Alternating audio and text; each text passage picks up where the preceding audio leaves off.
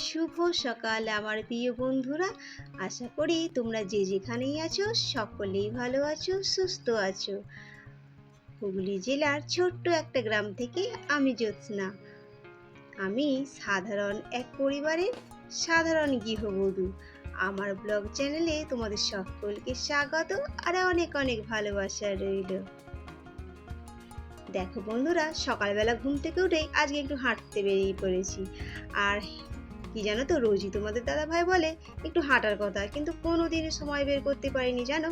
আজকে তাই একটু সময় বের করে চলে গেলাম হাঁটতে। তো হেঁটে এলাম, আমি 10-12 বারের মতো হেঁটেছি আর তাতেই হাঁপিয়ে গিয়েছিলাম জানো। এসে এক গ্লাস জল খেয়েই ঘরের কাজে লেগে পড়েছি ঝাড় দিতে।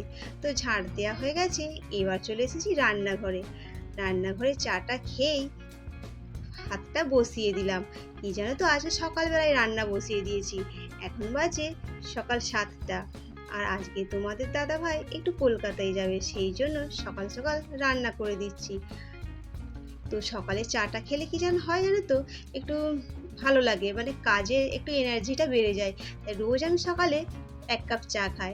আর তোমাদের দাদা ভাই বলে ছোলা বাদাম ভেজানো খেতে। আর কি করব বলো, সকালে কি অত ছোলা বাদাম দিয়ে মুড়ি খাওয়ার সময় থাকে? তাই দুটো বিস্কুট দিয়ে চা খেয়ে নিলেই সেই 10:30 পর্যন্ত চলে যায়। আর তারপরে টিফিন করি মামামকে স্কুলে পাঠিয়ে দিয়ে।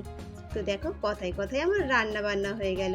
এদিকে ডিম দিয়ে আলু দিয়ে একটু সরু সরু করে কেটে তরকারি বানিয়ে নিয়েছি।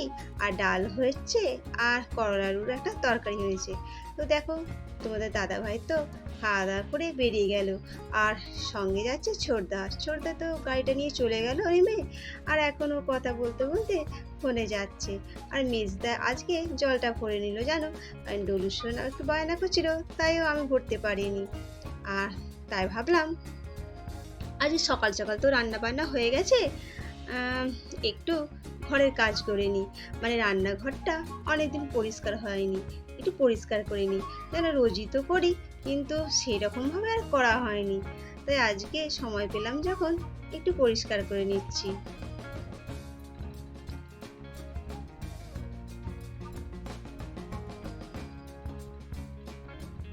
আর তোমাদের আমি একটা কথা বলবো, কি জানো তো, আমাদের বাড়িতে শীঘ্রই একটা ভালো খবর আসতে চলেছে, মানে সুখবর আসতে চলেছে।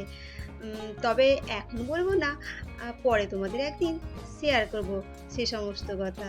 তো যাই হোক, দেখো আমার গ্যাস ওভেনটা তো মোছা হয়ে গেল। আর এবারে আমি দুটো বাসন ছিল যেগুলো রান্না হয়েছিল, সে সমস্ত কিছু বাসন ছিল সেগুলো আমি ধোয়াধুয়ি করে নিচ্ছি। তো আমার প্রিয় বন্ধুরা, তোমাদের কাছেই আমার ছোট্ট একটা অনুরোধ রইল, তোমরা আমার ভিডিওটা সম্পূর্ণ দেখো। আর ভালো লাগলে একটা লাইক করে দিও আর সাবস্ক্রাইব করে পাশে থেকো। আর আজকে কি জানো তো, সকালে একটু বেরিয়ে এসে কাজের ইচ্ছেটাই আমার দ্বিগুণ হয়ে গেছে। মনটাও খুব ভালো লাগছে জানো তো। সত্যি ঠিকই বলেছিল তোমাদের দাদাভাই, যে সকালে ঘুরতে বেরিয়ে একটু দেখবে মনটাও ভালো লাগবে আর কাজের ইচ্ছেটাও বেড়ে যাবে। তো ওর কথাই ঠিক হলো জানো। আগে অনেকদিন আগে একটু হাঁটাহাঁটি করতাম, কিন্তু অনেকদিন ছেড়ে দিয়েছি। আর আবার অনেকদিন পরেই বেরোলাম। তো যাই হোক, আজকে খুবই ভালো লাগছে জানো তো, সকালে একটু বেরিয়ে এসে কাজের ইচ্ছেটাই আমার বেড়ে গেল। তো দেখো, রান্না বান্নার হয়ে গেছিলো, এদিকে মিক্সার মেশিনটা একটু মুছে নিচ্ছি। আর রোজই মুছি, কিন্তু কি জানো তো, সাদা জিনিস তো একটু মুছতে হয়, না হলে একটু নোংরা হলে দেখতে খুব বাজে লাগে।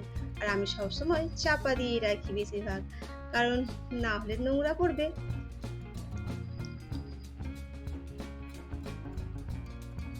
আর এই যে কাপ প্লেটগুলো একটু মুছে নিচ্ছি, ধোয়া ছিল তো ভেতরে জল ছিল, ভাবলাম মুছে একটু গুছিয়ে রাখি।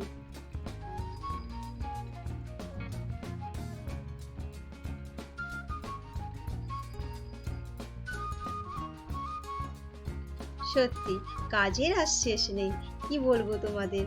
এক সময় ছিল যখন মায়ের কাছে ছিলাম, কাজের কাজ তো কাছেই আসতো না, শুধু বসে বসেই দিন চলে যেত বই নিয়ে খাতা নিয়ে। আর এখন দেখো, কাজ করেই পারছি না, সারাদিনে কাজ আর কাজ। আর কি করব বলো, আমাদের মতো গৃহবধূদের তো এইটাই কাজ। আর সত্যি কথা বলতে কাজ না করলেও ভালোও লাগে না, বসে বসে বড্ড বোরিং লাগে। যদি কোনোদিন একদিন বসে থাকি জানো, কাজ থাকে না, সেদিন খুব বাজে লাগে জানো তো, মনটা খুব খারাপ লাগে, মনে হয় কাজ করলাম না, শুধু শুধুই বসে আছি। তো দেখো আমার কাপ প্লেটগুলো তো মোছা হয়ে গেল, আর এইদিকে আমার যে ওই তাকটাতে কিছু জিনিসপত্র রয়েছে সেইগুলো নামিয়ে নিচ্ছি, ওখানটাও একটু পরিষ্কার করতে হবে।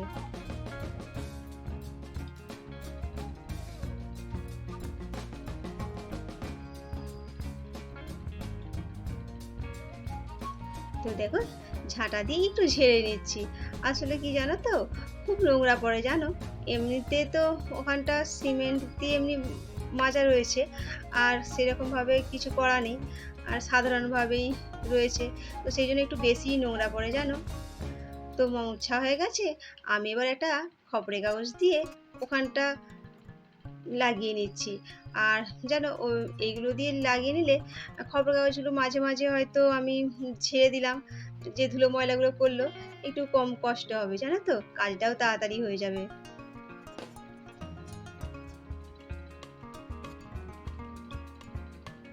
কি বলবো তোমাদের, আমার রান্নাঘরে সেরকম কিছুই নেই, মডিউলার কিচেনও নয় আমার, সাধারণ একটা রান্নাঘর, কিছুই নেই জানো।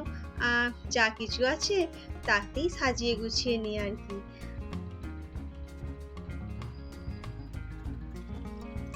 এই দেখো মোছামুছি তো আমার হয়ে গেল, আর এইদিকে আমার কিছু জিনিসপত্র ছিল যেগুলো ঝাল মশলা মানে তেল, নুন হলুদ এগুলো সব জিনিসপত্র রাখা হয়, সেইগুলোই আমি গরম মশলা সেইগুলো একটু ধুয়ে নিচ্ছি।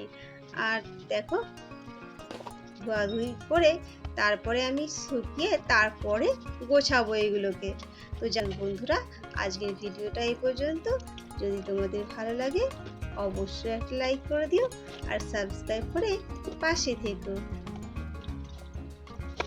আর আমার যারা নতুন বন্ধু হয়ে ভিডিওটা দেখছো তাদের কাছে আমার অনুরোধ রইল সাবস্ক্রাইব করে দেওয়ার, আর একটা লাইক করে দিও।